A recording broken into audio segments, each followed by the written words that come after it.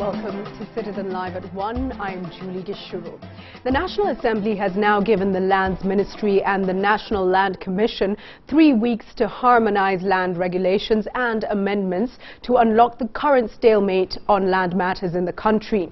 The parent ministry and the commission are expected to enjoy better relations after Lands Cabinet Secretary Charity NGILU and National Land Commission Chair Mohammed SWAZURI agreed to work together following a deal signed before President Uhuru Kenyatta at State House, Nairobi yesterday.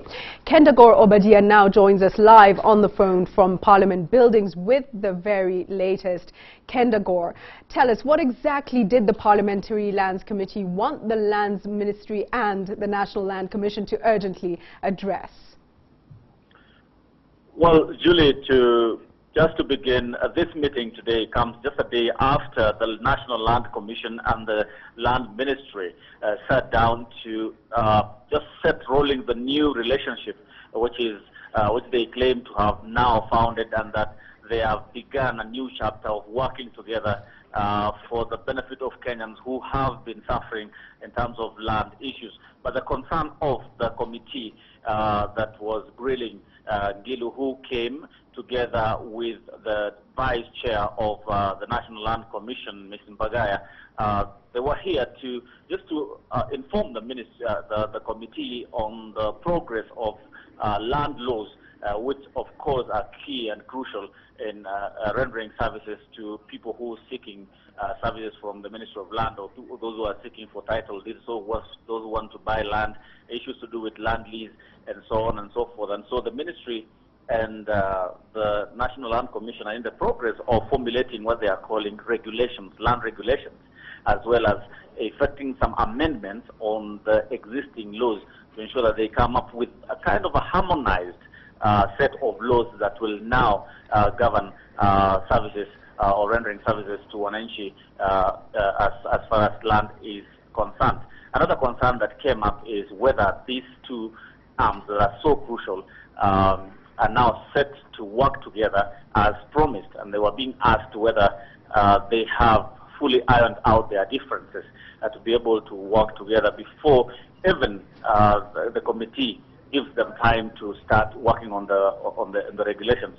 And they were given 3 weeks beginning today to come up with a concrete kind of set of rules, as well as the proposed amendments, and report to Parliament on the progress of their new relationship.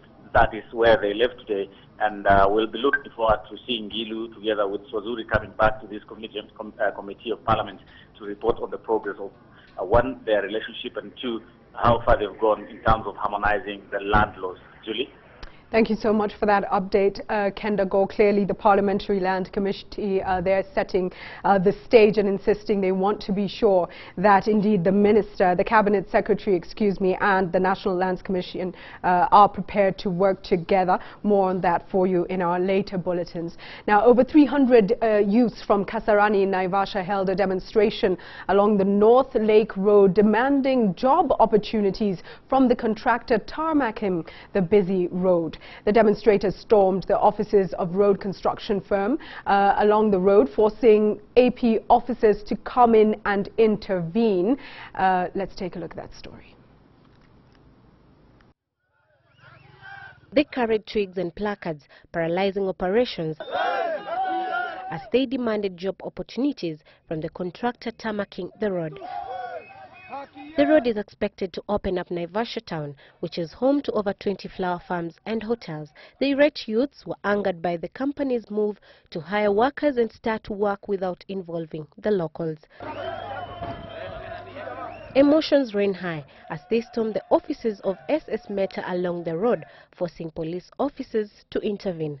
Tumekuwa excluded in all operations and affairs ya mradi wa barabara katika area yetu. Tunaelewa katiba vizuri na tumejua we have some black shadows behind this project ambao wanataka kutega wananchi wa Malewa katika kumiliki hii mradi. According to one of the leaders, Justice Ekeno, the locals had not been considered for jobs in the construction. He said youths, most of them jobless, should be given jobs. Nataka hii barabara ifike Kasarani. Hatutaki barabara ikuje ifike Green Park. Green Park ni kwa wadosi na sisi ndio watu ambao tunatoa ushuru. Na sisi ndio tunakatwa taxes. Na kama barabara inakuja ikuje mpaka kwa common mwananchi ambao ni Kasarani.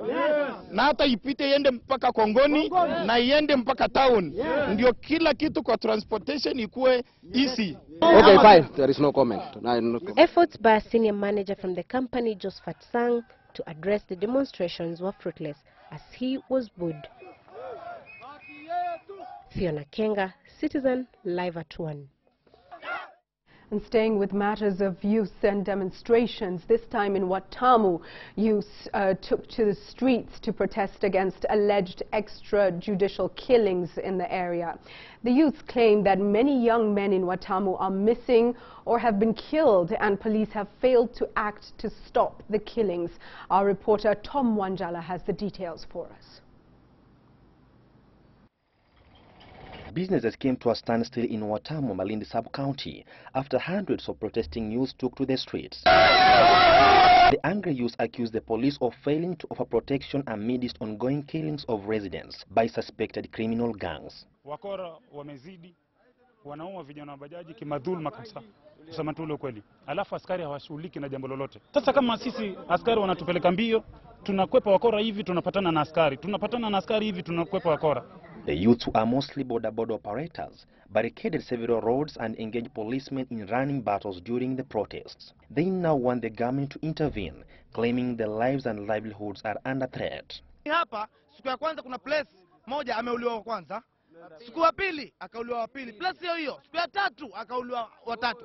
Sasa kwa nini ikiwa akiuliwa siku ya kwanza wa kwanza, kwa nini askari ile sehemu asiende kupatrol? Kilifi Police Commander Joseph Thege prevailed upon the angry youths to end their blockade of roads after earlier police efforts had failed. Later, the youths and the police officers led by the police commander assembled at WATAMU chiefs for a meeting to address the youths' concerns.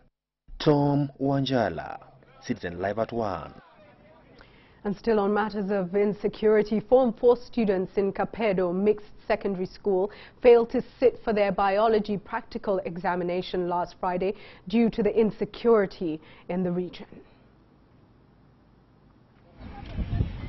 According to the school principal Daniel Namunwa, the biology practical examination required specimen that is not locally available in Turkana, a situation that compelled him to travel to Kitale in Trans Nzoia County in search of Lantana Camara, a shrub that is available in Turkana. However, his journey back home was not easy. Sikuweza kuleta hizo specimens pamoja na mwalimu wa biology. Wakati tulikuwa tunajaribu kuingia, tulikutana na majambazi barabarani ambao walikuwa zaidi ya 200. Na ikabidi tukarudishwa nyuma hadi Chemolingot, hadi kwa district commissioner wa Chemolingot wa hiyo sub county. He says that attempts to get the specimen in school on time were futile as he had to seek refuge at the DC's office in Chemolingot, Baringo County. Ikabidi kwa sababu ya utovu wa usalama katika area hiyo, tukaendelea na mwendo hadi Marigat ambapo tulikaa kwa siku 5 zilizofuata. Hatungeweza kupata uchukuzi kufika shuleni wakati huo kwa sababu ya operation ambayo inaendelea.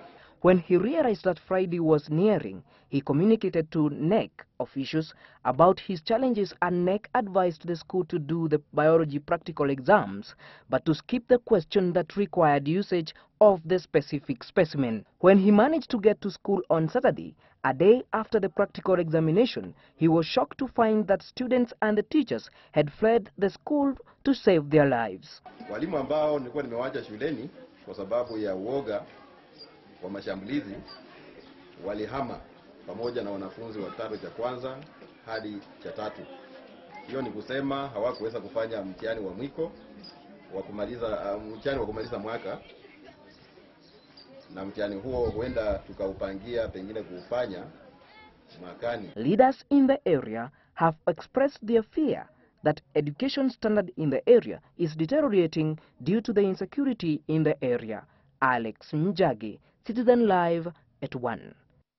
And we're staying with insecurity as tension along the border of MOSOP and MALAVA constituencies remains high following the brutal murder of a man and an arson attack targeting several houses in Tegeltich, Nandi County. Angry members of the public barred police from accessing the body of the deceased as they protested against police inaction following recent community clashes in the area. Safi Godana reports.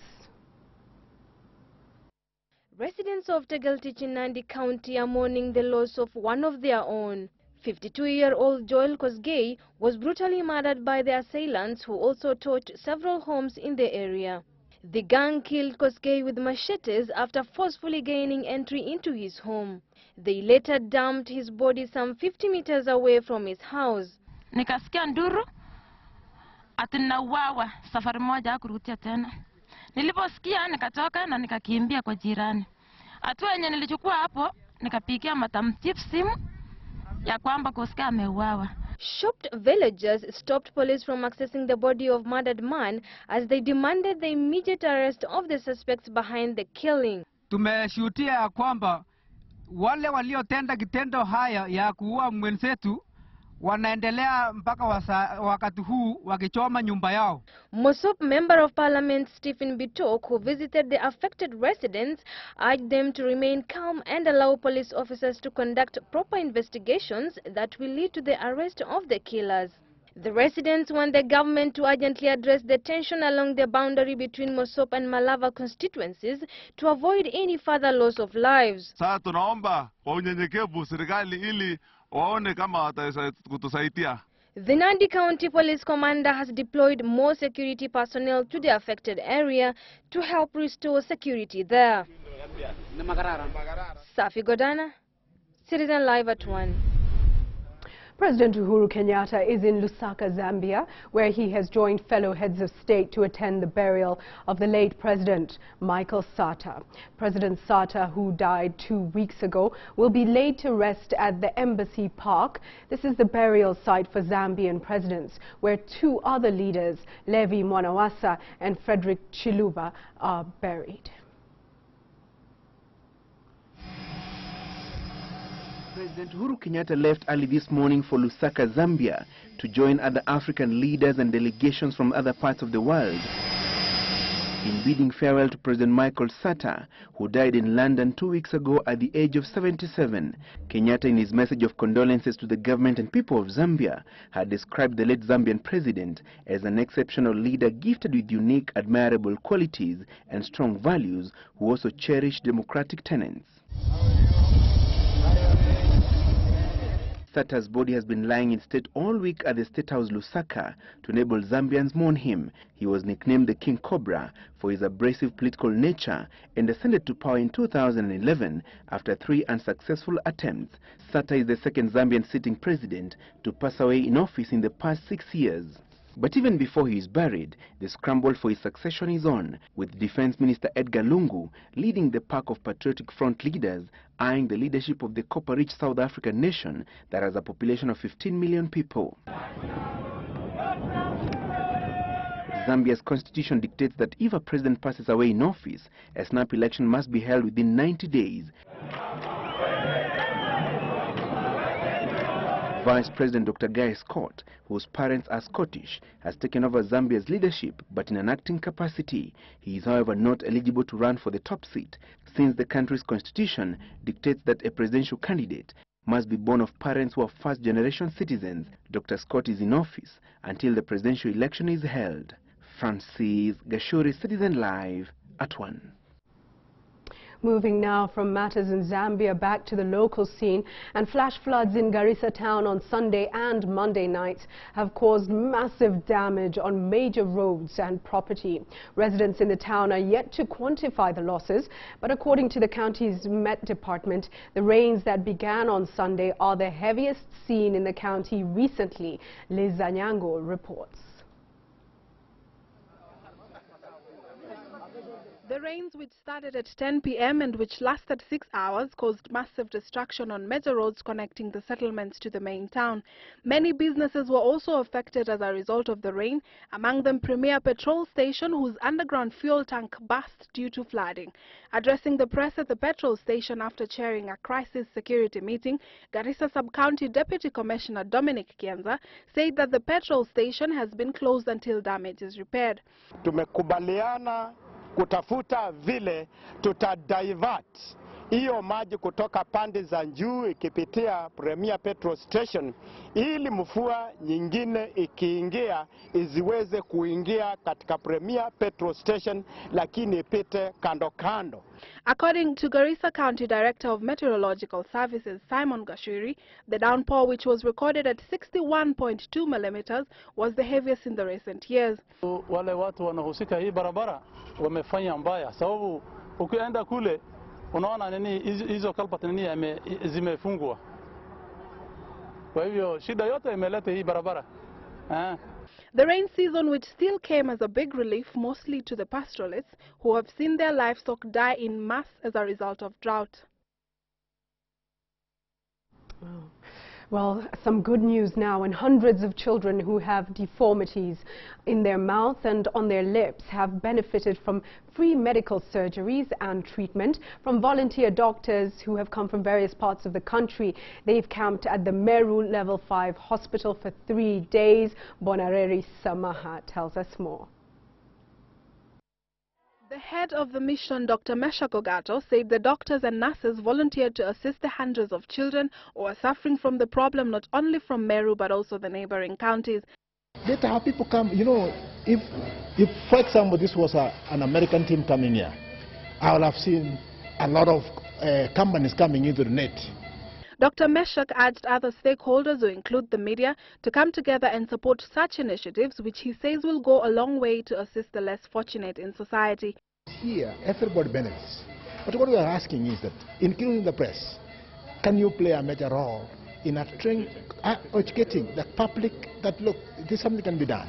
The county executive in charge of health in Meru, Dr. William Mura, applauded the initiative and said the county administration will continue putting up measures that will ensure more people have access to better health services. We've had one every year for the last 5 years, and I've had about 600 people benefit in the past. But this year alone, I can see we are going to have very many people benefit because of the intervention that we've had. The cleft lip and palate patients are drawn from parts of Meru County where antenatal and postnatal services are not of the best quality, hence the rising number of such cases. Bonareri Samaha, Citizen Live at 1. Well, now on to the politics of the ICC cases, and Nyeri Women's representative Priscilla Nyokabi has dismissed allegations that she was involved in setting up President Uhuru Kenyatta and Deputy President William Ruto ahead of their ICC cases. Nyokabi has maintained that the allegations are a smear campaign driven by some of her political rivals who are keen to taint her name. Na kama wabunge tumezoea mambo ya social media. Mara kwa mara mambo yanatolewa kule kwenye social media, lakini wananchi wetu kama wale ambao tumetembelea leo, hizo sio shida zao. Shida zao ni mipango ya serikali na vile serikali itakavyowasaidia na vile wabunge watakavyowasaidia katika mipango ya wananchi, mipango ya maendeleo. Kwa hivyo mimi nimeendelea na mipango ya maendeleo na sikuhusika hata kamwe. Kuna ile article ambayo iko kwenye Nation, kituo cha sheria walifanya kazi ya victims, na victims sio witnesses. Wale victims ni waathiriwa, wale walioathiriwa, na sana sana katika ule mpango wa Operation Rudi Nyumbani, pale ndio kituo iliweza kufanya kazi. Well, we're taking a break now, but do stay with Citizen Live at 1. Much more on the way, including business and sports. Stay with us.